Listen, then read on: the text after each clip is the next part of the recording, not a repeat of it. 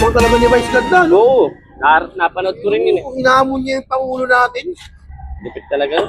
Pero sa bagay, tama rin naman yung mga ginawa niya kasi para nga naman sa mga tao.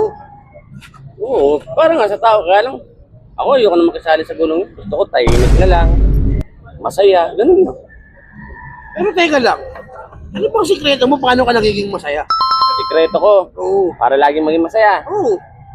Ako, simple lang ginagawa ko. Hindi ko pinapansin yung mga toxic na tao. Hindi ko pinapatulan, lalo pag mga low IQ. Hindi ko sila pinapatulan. Alam mo ginagawa ko?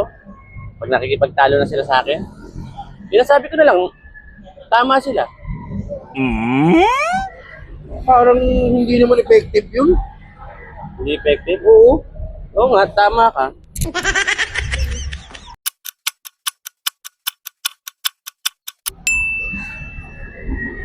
Loko yun ha, naisa na naman ako. Hindi ba talaga tong pisang mo na